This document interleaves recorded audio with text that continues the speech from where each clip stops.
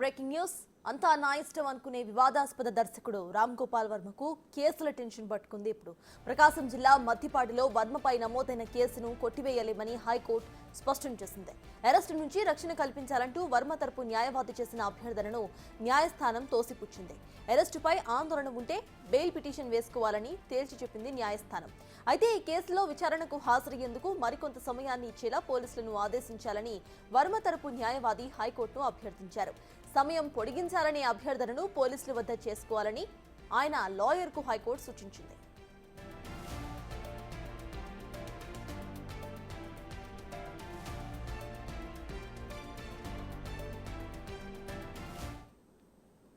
ఇక ప్రెజెంట్ రామ్ గోపాల్ వర్మకి కేసుల టెన్షన్ అయితే పట్టుకుంది. ఆయన బెయిల్ పిటిషన్ ను ఇటు కోర్టు అయితే రద్దు చేసింది. అంశంపై పూర్తి డీటెయిల్స్ ను మా ప్రతినిధి జయరాం అందిస్తారు. జయరాం, చెప్పండి, అరెస్ట్ నుండి రక్షించాలి అంటూ కోర్టులో వేసిన పిటిషన్ ను ఇటు కోర్టు కొట్టివేసింది. దీన్ని ఎలా చూడాలి?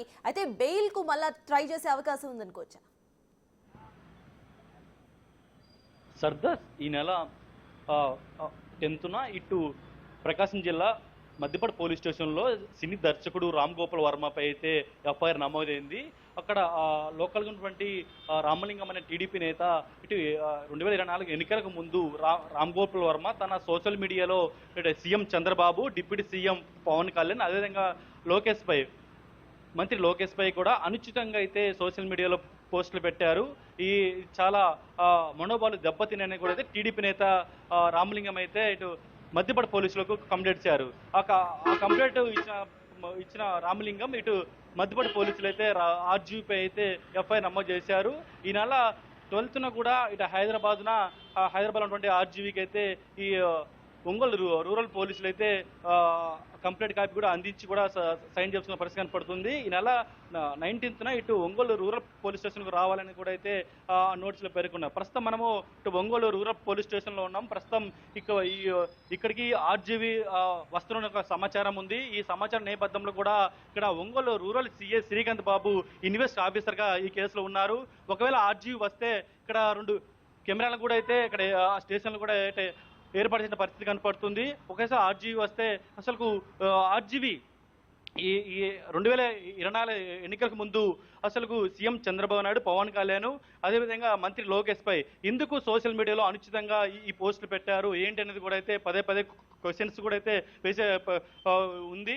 అసలు ఈ యొక్క 2024 ఎన్నికల ముందు కూడా వ్యూహం సినిమా వచ్చింది.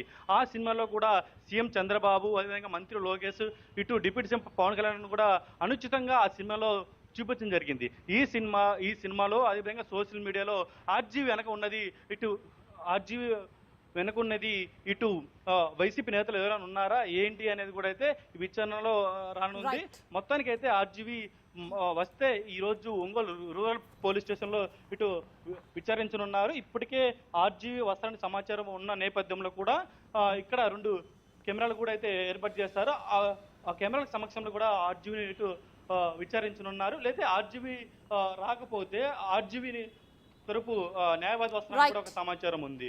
చూడాలి. మొత్తానికి ఆర్జీవీ నిన్న హైకోర్టులో కూడా ఆశ్రయించారు తనకి కేసు కొట్టేయాలని. కానీ హైకోర్టులో కూడా ఆర్జీవీకి అయితే చుక్కెదిరైంది. ఎట్టి పరిస్థితుల్లో కూడా ఒంగోలు రూరల్ పోలీసులకు ఈ విచారణ కూడా సహకరించాలని కూడా అయితే నేను హైకోర్టు కూడా చెప్పింది. చూడాలి మరికొద్ది సేపట్లో ఆర్జీవీ వస్తారా, ఆర్జీవీ తరపు న్యాయవాది వస్తారనేది కూడా అయితే ఇక్కడ ఒక టెన్షన్ మాత్రం అయితే ఉన్న పరిస్థితి కనపడుతుంది. Right, thank you Jayaram.